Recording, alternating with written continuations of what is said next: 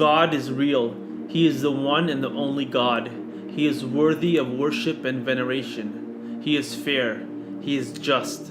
He is all loving. He is all knowing, all seeing, all hearing. He owns everything, including you and I, the sun, the moon, the world, everything it contains.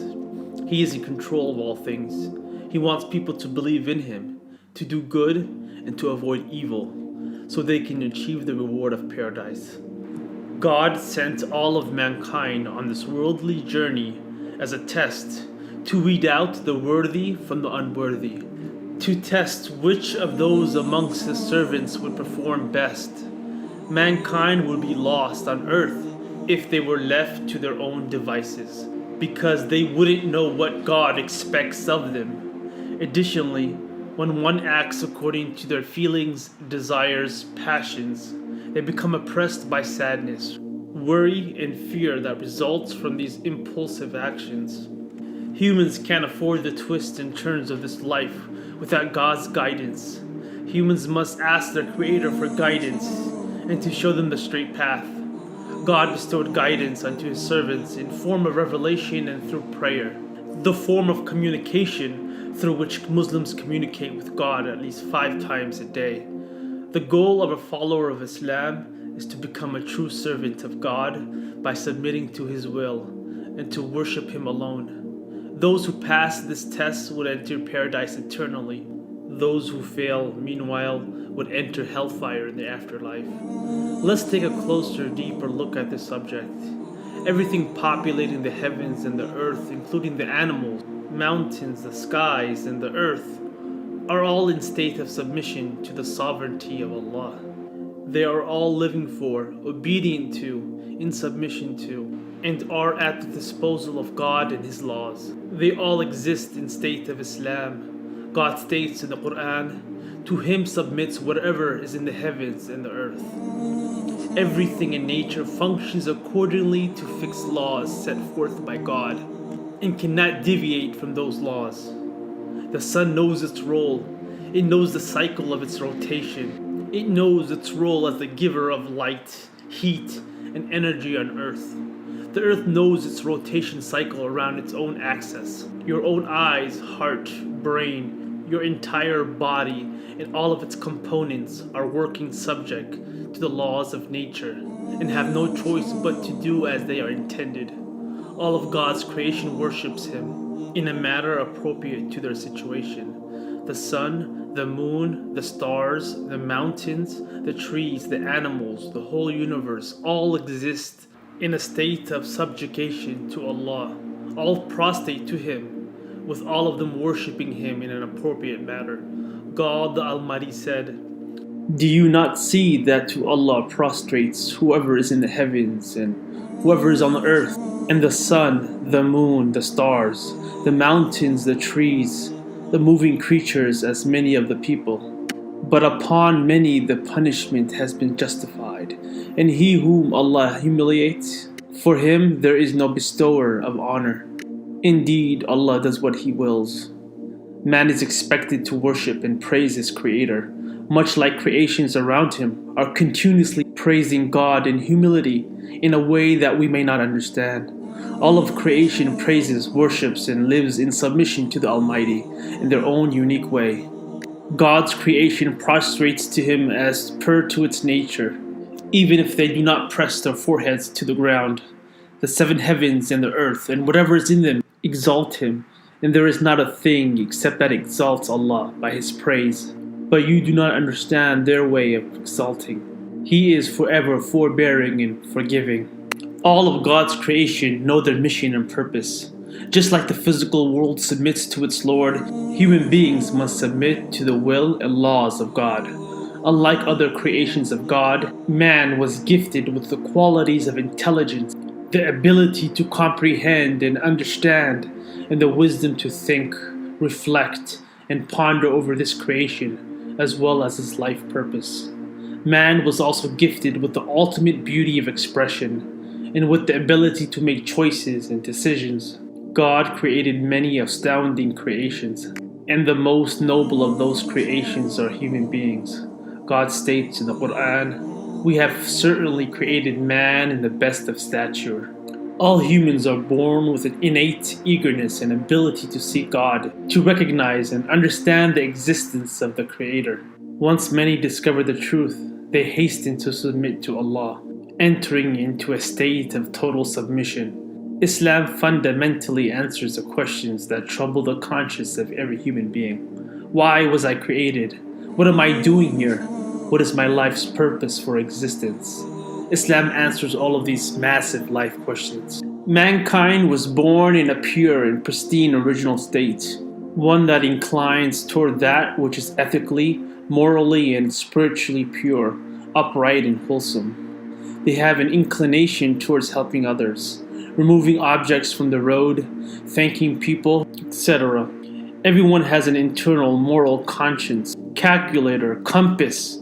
If it is not corrupted, man's intrinsic moral conscience suffers discomfort and upset when someone does wrong. This owning to the fact that this conscience always points in the direction of good, which brings one closer to God. This goodness, which is programmed in humans, compels them to be grateful when something good comes its way. Humans have this eagerness to thank their Creator. God has reinforced man's natural disposition with the signs that He has planted throughout creation to testify to His existence. A main objective of the Quran is to invite people to ponder and reflect. Allah refers to the earth, the sun, the moon, the merging of the night into the day, and the merging of the day into the night as His miraculous signs. A number of verses of the Quran proclaim that God has placed this world at the service of mankind. In these immoral passages, God demonstrates His blessings towards mankind. And we have certainly honored the children of Adam and carried them on the land and sea and provided for them of the good things and preferred them over much of what we have created, with definite preference. Man faces a choice, the offer to submit before God like all other creations, or to go astray and violate God's laws. All will be held accountable for their choices. The Quran teaches that the signs and proofs of God's existence, wisdom, power, mercy, and the existence are evident in the world around us. Together they point to the existence of a creator, a maker, a fashioner. This creation is flawless and perfect. Life on earth and the universe itself demonstrates so much order, purpose, intelligence, and design, all of which prove the existence of a creator that designed and fashioned everything. Thus, God calls on man to ponder, reflect, and think deeply about the design of this complex creation in order to build a better understanding of His Creator. When one reflects, one realizes that the world and everything it contains was created with intelligence and infinite wisdom, not by chance. Human beings, regardless of who they are, where they are, and when they live, are always curious to why they exist in this world. For what purpose? Only our Creator can tell us why we are here and for what purpose. Among the many blessings and favors that God has bestowed upon mankind is an innate ability to recognize and acknowledge God's existence. God placed this awareness deep in man's heart in the form of a natural disposition, one that has not changed since the creation of man. Every human was born clean and pure with a natural awareness of good and evil. Every human being also has a natural instinct to believe in and worship a creator who is one, who has no partners. This belief does not come about as a result of learning or personal reflection, but is something placed by God into the heart of every human. With the passing of time, the changing of one's environment, and the advent of outside influences from parents and friends, this innate belief of God affects and confuses a person. Prophet Muhammad narrated, "Every child is born in a state of fitrah, a natural belief in God. Then his parents make him a Jew, a Christian, or a Magian. God encourages one to observe and ponder over His beautiful creation. He asks man to reflect upon the mountains, the sun, the moon, the stars, the trees, etc., so that they will realize their blessings.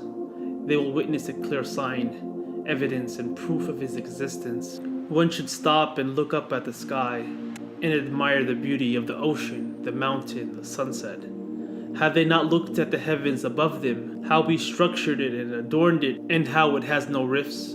One should ask himself when was the last time he admired and pondered over this beautiful creation. Recognizing the signs of God's existence would require a degree of personal effort, and this recognition must occur in accordance with his or her own wisdom and conscience.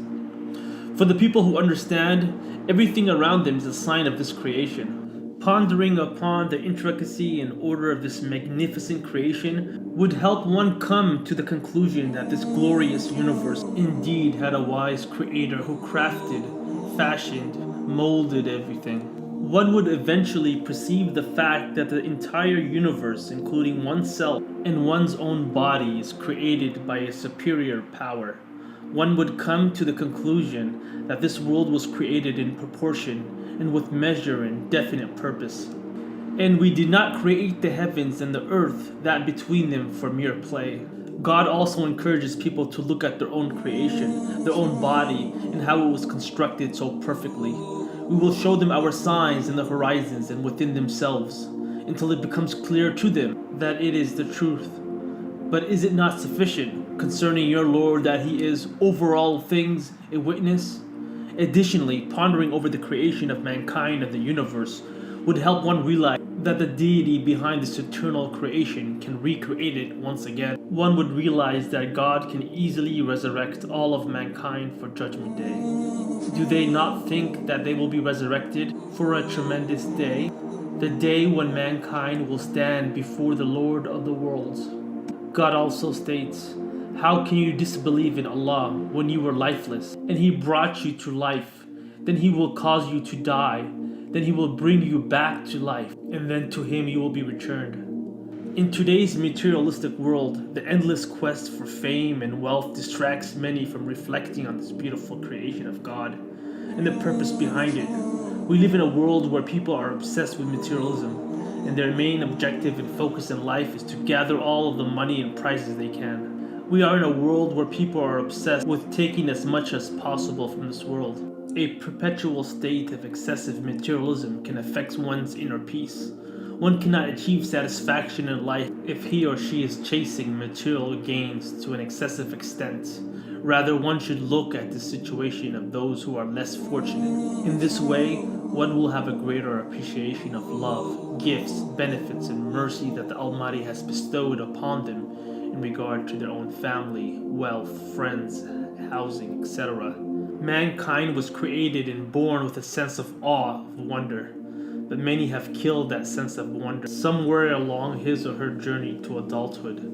Many no longer feel the awe of God's creation around them due to the excessiveness, obsession, and distraction of materials of this world.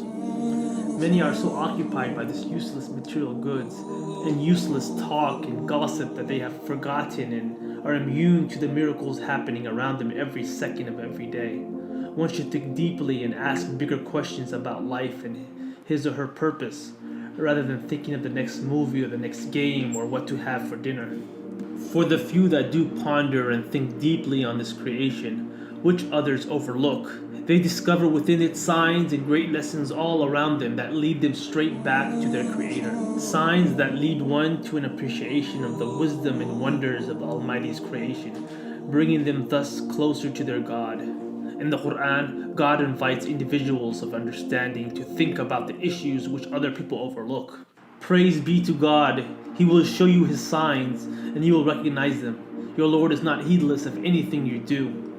The Quran calls people to reject the blind following of false beliefs, imposed through one's environment and society, and instead to ponder and reflect on things around them, without the prejudice, taboos, and constraints.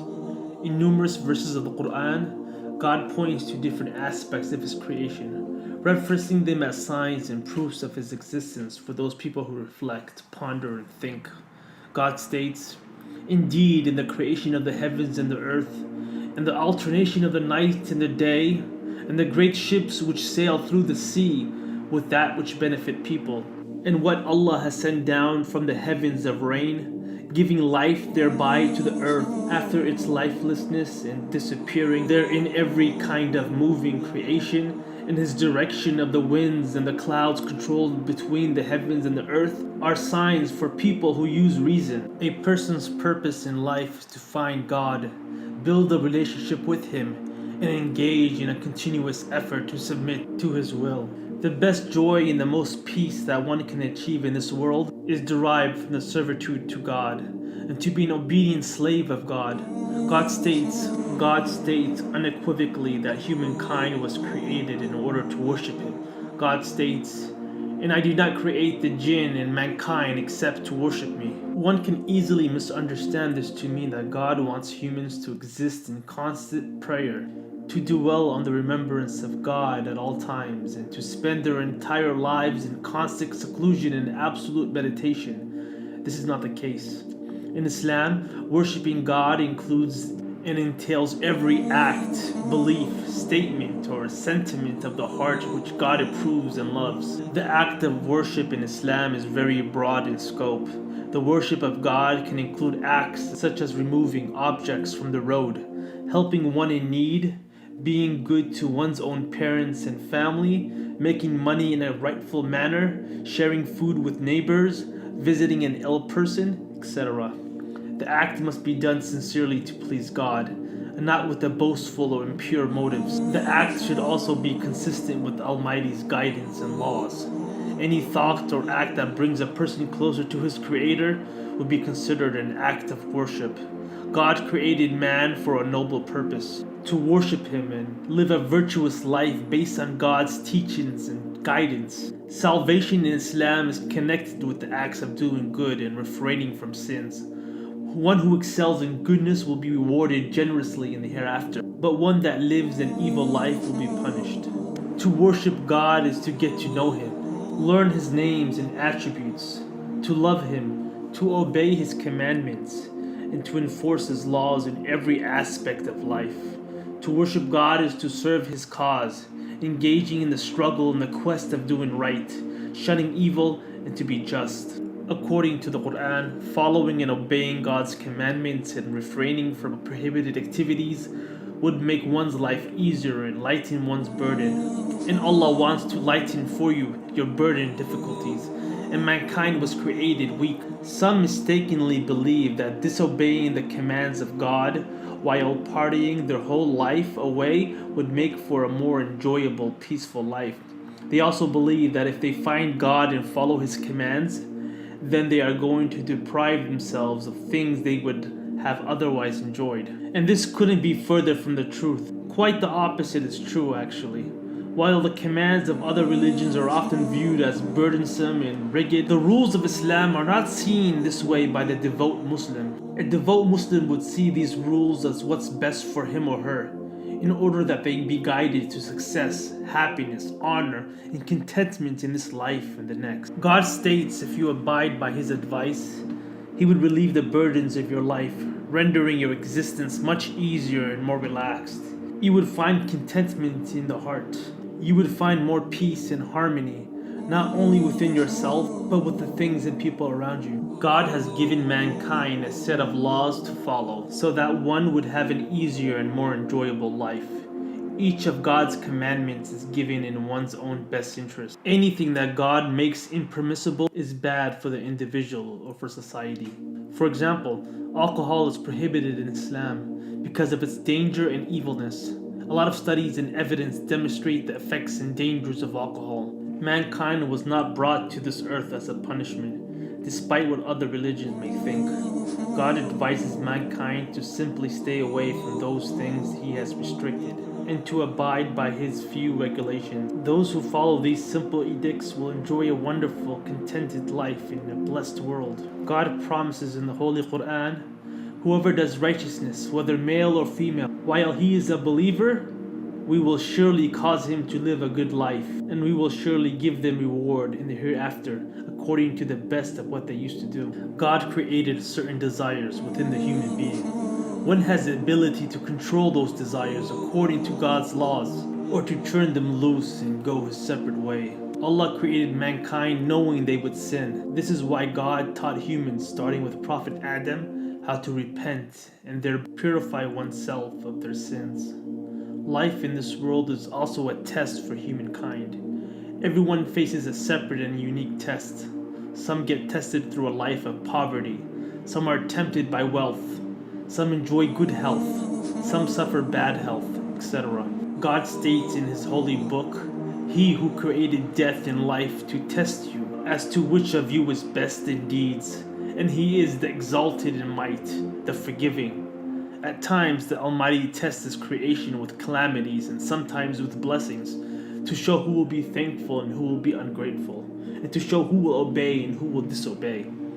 And we will surely test you with something of fear and hunger, in the loss of wealth and lives and fruits, but give good tidings to the patient.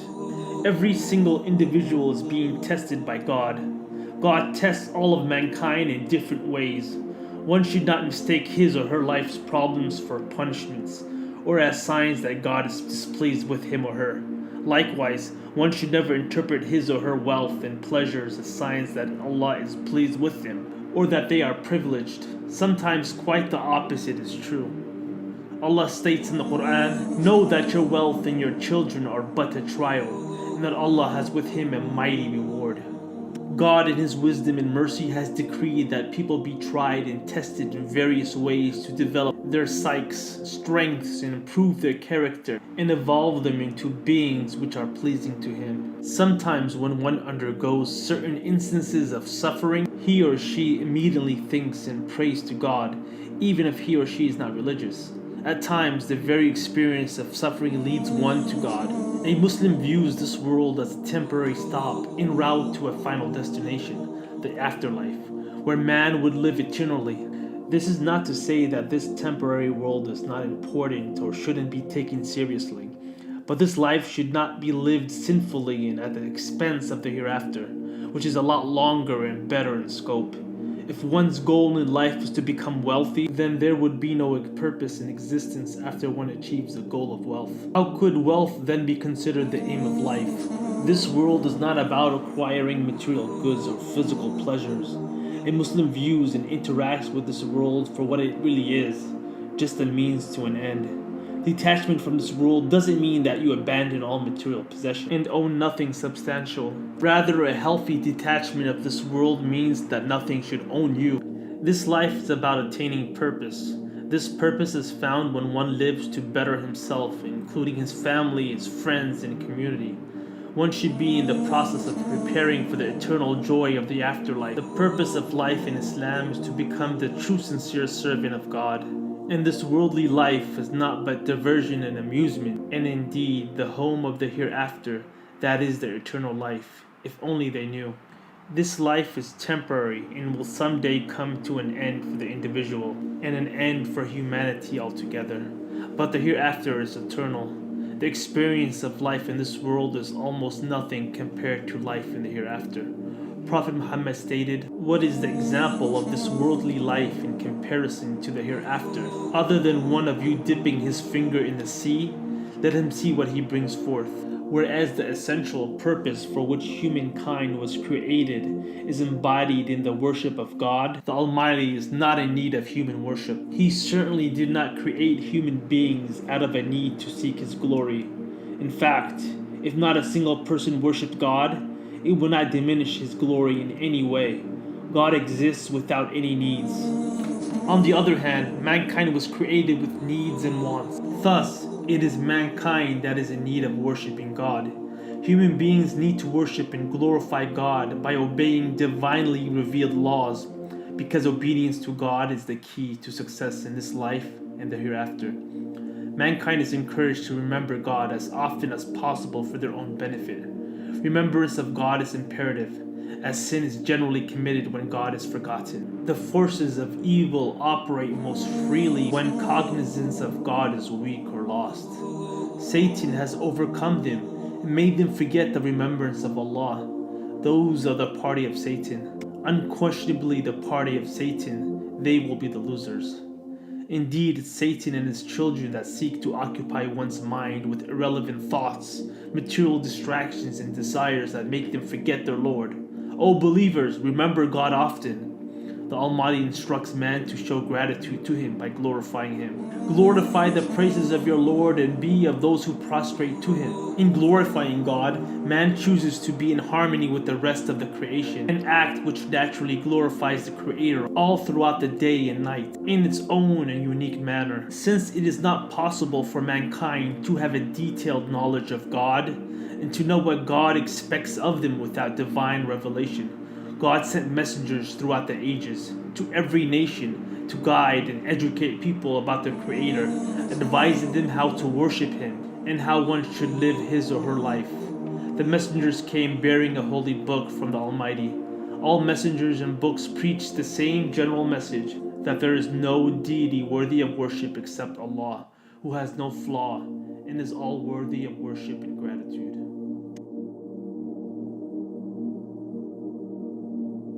Our Prophet narrated, whoever guides another to a good deed will get a reward similar to the one who performs it.